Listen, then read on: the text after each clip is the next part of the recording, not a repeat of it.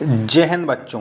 कैसे हैं आप सभी लोग। आशा करता हूं आप सभी लोग अच्छे होंगे, स्वस्थ होंगे और घर पर रह करके आप अपनी एग्जाम की मन लगा करके तैयारी कर रहे होंगे। आज की इस वीडियो में आरपीएफ कांस्टेबल की एग्जाम में अच्छे स्कोर कराने के लिए जीके जीएस के अति महत्वपूर्ण 50 प्रश्नों का प्रैक्टिस सेट लेकर के आया हूँ, जो आपके एग्जाम के लिए सबसे ज़्यादा महत्वपूर्ण है। तो इस वीडियो को आपको शुरू से लेकर के एंड तक है फुल वॉच करते रहना और कमेंट बॉक्स में आपको बताना है कि 50 प्रश्नों में से आपने कितने प्रश्न सही किए हैं और ये वीडियो आपको कैसी लगी।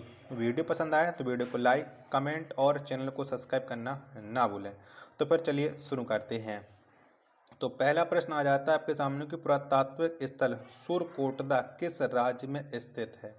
तो सुरकोटदा ये स्थित है गुजरात राज्य में। एक का डी ऑप्शन करेक्ट आंसर हो जाएगा।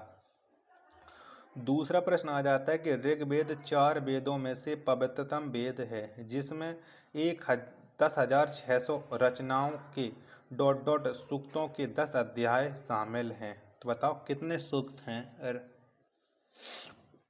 तो इसमें सूक्तों की संख्या 1028। ए ऑप्शन राइट आंसर हो जाएगा।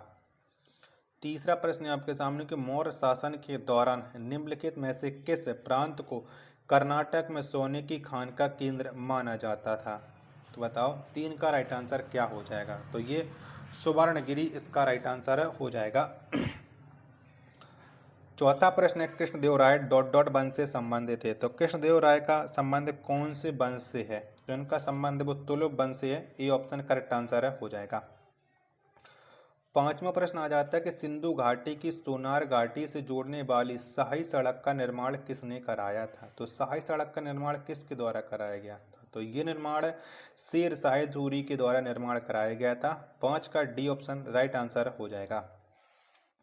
छठवां प्रश्न आ जाता है आपके सामने कि भारत में मध्यकाल शताब्दी से शुरू होता है और शताब्दी में समाप्त होता है। तो ये कौन शताब्दी शुरू होता है और कौन में समाप्त हो जाता है। तो ये 8वीं शताब्दी में शुरू होता है और 18वीं शताब्दी में समाप्त हो जाता है। छठवां का बी ऑप्शन करेक्ट आंसर हो जाएगा।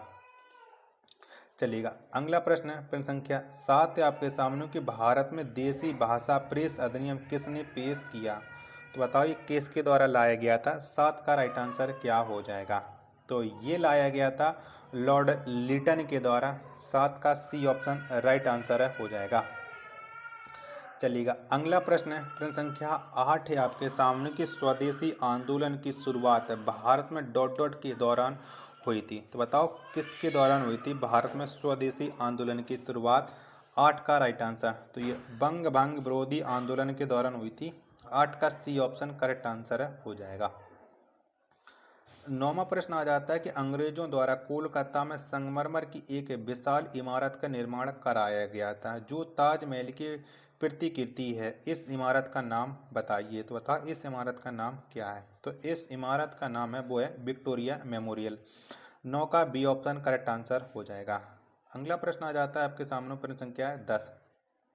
धर्मनिरपेक्ष शब्द को संशोधन अधिनियम के द्वारा भारत के संविधान की उद्देशिका में जोड़ा गया। तो ये कौन से संविधान संशोधन तहत था धर्मनिरपेक्ष शब्द को जोड़ा गया था। तो ये 42वें संविधान संशोधन तहत जोड़ा गया था। ए ऑप्शन करेक्ट आंसर हो जाएगा।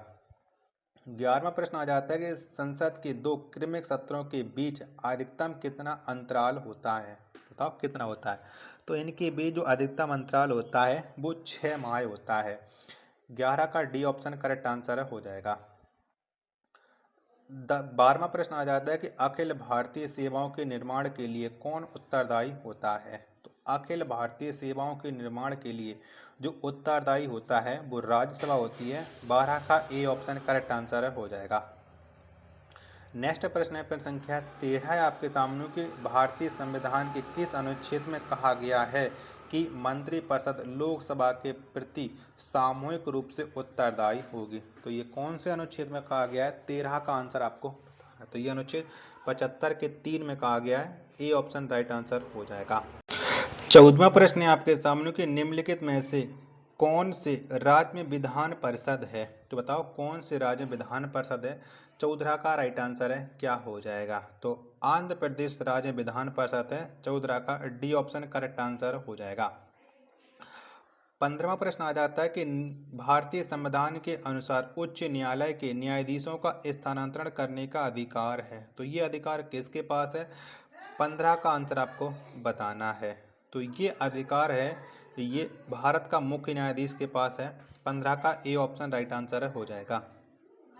16वां प्रश्न है कि भारतीय संविधान के अनुच्छेद 243 क्यू के तहत नगर पालिकाओं को कितनी श्रेणियों में वर्गीकृत किया गया है? तो नगर पालिकाओं को 3 श्रेणियों में वर्गीकृत किया गया। 16 का ए ऑप्शन राइट आंसर हो जाएगा। 17वां प्रश्न है आपके सामने कि सूचना का अधिकार अधिनियम किस वर्ष में लागू हुआ? तो ये आरटीआई कब आया था? तो आरटीआई सूचना का अधिकार अधिनियम ये 2005 में लागू है। 17 का बी ऑप्शन करेक्ट आंसर हो जाएगा। नेक्स्ट प्रश्न है संख्या 18 है आपके सामने कि सौर मंडल का अत्यंत ऊष्म ग्रह कौन सा है? तो बताओ कौन सा है? तो सौर मंडल का जो अत्यंत ऊष्म ग्रह है वो ग्रह है आपका शुक्र। ए ऑप्शन राइट आंसर हो जाएगा। 19वां प्रश्न है आपके सामने कि पेडोलॉजी के लिए किस अन्य शब्द का उपयोग किया जाता है? तो पेडोलॉजी के लिए जो अन्य शब्द का उपयोग किया जाता है वो मृदा भूगोल का किया जाता है। 19 का बी ऑप्शन राइट आंसर हो जाएगा। चलिएगा, अगला प्रश्न है संख्या है 20। ओजोन वायुमंडल की किस परत में सर्वाधिक सघन है? तो बताओ किस में है? 20 का राइट आंसर, तो ये समताप मंडल में है। 20 का सी ऑप्शन करेक्ट आंसर हो जाएगा। 21वां प्रश्न आ जाता है कि निम्न में से किस पर्वतमाला को एशिया और यूरोप के बीच की सीमा माना जाता है? तो बताओ कौन सी पर्वतमाला को माना जाता है? तो ये यूराल पर्वतमाला को माना जाता है एशिया और यूरोप के बीच की सीमा। 21 का ए ऑप्शन राइट आंसर हो जाएगा। 22वां प्रश्न, गर्मियों के मौसम की शुरुआती रातों के दौरान जो तारामंडल दिखाई देता है उसे डॉट डॉट कहा जाता है। तो उस तारामंडल को कहते हैं सप्तऋषि मंडल। यानी 22 का बी ऑप्शन करेक्ट आंसर हो जाएगा। 23वां प्रश्न आपके सामने कि महाराष्ट्र में पश्चिमी घाटों को स्थानीय रूप से किस नाम से जाना जाता है? तो इसे जाना जाता है सह्याद्री के नाम से। 23 का डी ऑप्शन करेक्ट आंसर हो जाएगा। अगला प्रश्न है प्रश्न संख्या है 24। दक्कन के पठार के अधिकांश हिस्से में किस प्रकार की मिट्टी पाई जाती है? तो दक्कन के पठार के अधिकांश हिस्से में काली मिट्टी पाई जाती है। 24 का ए ऑप्शन राइट आंसर हो जाएगा। 25वां प्रश्न है आपके सामने कि मेची नदी किस नदी की सहायक नदी है? तो बताओ ये किसकी सहायक नदी है? मेची नदी। तो ये ब्रह्मानंदा की सहायक नदी है। 25 का डी ऑप्शन राइट आंसर हो जाएगा। 26वां प्रश्न है आपके सामने कि उस नदी का नाम बताएं जिस पर इंदिरा सागर बांध बना है। तो कौन सी नदी पर बना है ये इंदिरा सागर बांध? तो ये नर्मदा नदी पर बनाया गया है। 26 का सी ऑप्शन राइट आंसर हो जाएगा। 27वां प्रश्न आ जाता है कि निम्नलिखित में से कौन सी अंडमान और निकोबार द्वीप समूह की एक जनजाति है? तो बताओ कौन है? तो अंडमान और निकोबार द्वीप समूह की जो एक जनजाति है वो जारवा है। 27 का सी ऑप्शन करेक्ट आंसर हो जाएगा। 28वां प्रश्न आता है कि भारतीय अर्थव्यवस्था के संदर्भ में निम्नलिखित में से कौन सा माध्यमिक क्षेत्र के अंतर्गत आता है? तो कौन आता है? तो माध्यमिक क्षेत्र के अंतर्गत जो आता है वो आता है उद्योग। 28 का बी ऑप्शन राइट आंसर हो जाएगा। 29वां प्रश्न है आपके सामने कि भारतीय मुद्रा प्रणाली में किस बैंक को अंतिम ऋणदाता कहा जाता है? तो किसे कहा जाता है अंतिम ऋणदाता? तो ये भारतीय रिजर्व बैंक को कहा जाता है। 29 का डी ऑप्शन राइट आंसर हो जाएगा। चलिएगा, अगला प्रश्न है आपके सामने प्रश्न संख्या ये 30 है कि भारत सरकार के बजट में प्राथमिक घाटा शून्य कब होता है? तो बताओ कब होता है? तो प्राथमिक घाटा शून्य ये होता है जब राजकोषीय घाटा ब्याज भुगतान के बराबर होता है, तब ये घाटा शून्य हो जाता है। 30 का डी ऑप्शन करेक्ट आंसर हो जाएगा।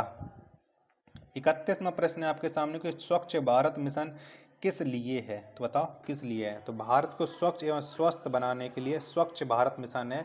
यानी 31 का सी ऑप्शन राइट आंसर हो जाएगा।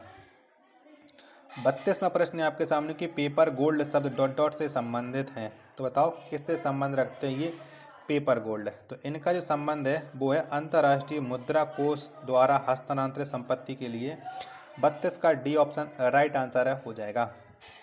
अगला 33वां प्रश्न है आपके सामने कि महाराष्ट्र के पारंपरिक लोक रंगमंच का नाम बताइए। तो महाराष्ट्र के पारंपरिक लोक रंगमंच का जो नाम है वो नाम है तमाशा। सी ऑप्शन करेक्ट आंसर है हो जाएगा। 34वां प्रश्न है आपके सामने कि रिपब्लिक पुस्तक का लेखक कौन है। तो किसके द्वारा ये रिपब्लिक पुस्तक को लिखा गया। तो ये पुस्तक लिखी गई है प्लेटो के द्वारा। ए ऑप्शन करेक्ट आंसर है हो जाएगा। अगला प्रश्न है प्रश्न संख्या 35 है आपके सामने कि भारत रत्न पुरस्कार पाने वाला पहला खिलाड़ी कौन है। तो भारत रत्न पुरस्कार पाने वाला जो पहला खिलाड़ी है वो है Sachin Tendulkar. A option right answer है हो जाएगा। 36वां प्रश्न आ जाता है आपके सामने कि सार्क का विस्तृत रूप क्या है। तो बताओ क्या है सार्क का फुल फॉर्म। तो सार्क का जो फुल फॉर्म हो जाता है वो हो जाता है साउथ एशियन एसोसिएशन और फॉर रीजनल कोऑपरेशन, यानी 36 का बी ऑप्शन करेक्ट आंसर हो जाएगा। 37वां प्रश्न है आपके सामने कि आईरोब टूना क्या है। तो बताओ क्या है। तो आईरोब टूना यह एक है अधोजल ड्रोन है। 37 का डी ऑप्शन राइट आंसर है हो जाएगा।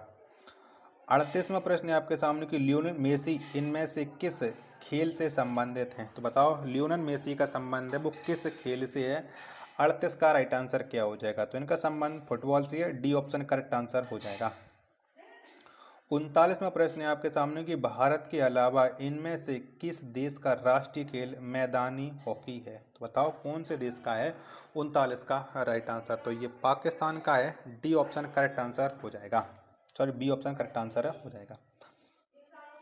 40वां प्रश्न है आपके सामने कि निम्नलिखित में से कौन सा विकल्प टेनिस के ग्रैंड स्लैम टूर्नामेंट में से एक नहीं है। तो बताओ कौन सा नहीं है। 40 का राइट आंसर तो ये कैनेडियन ओपन नहीं है। बी ऑप्शन करेक्ट आंसर हो जाएगा। चलिएगा अगला प्रश्न है आपके सामने प्रश्न संख्या 41 है आपके सामने कि भारत का सर्वोच्च साहित्य पुरस्कार कौन सा है। तो बताओ कौन सा है। तो भारत का जो सर्वोच्च साहित्य पुरस्कार है वो ज्ञानपीठ पुरस्कार है। 41 का ए ऑप्शन राइट आंसर हो जाएगा।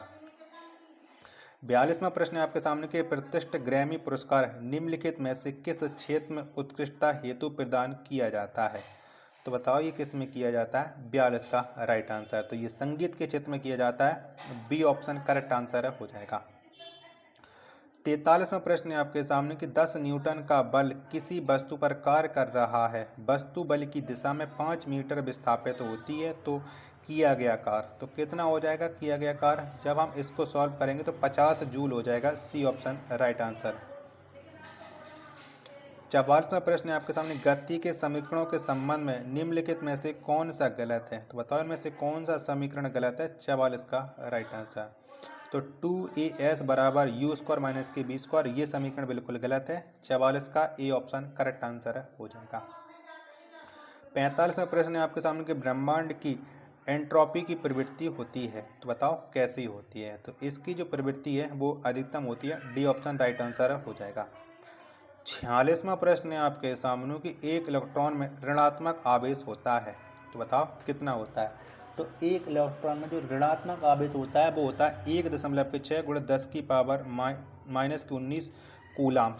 डी ऑप्शन राइट आंसर हो जाएगा।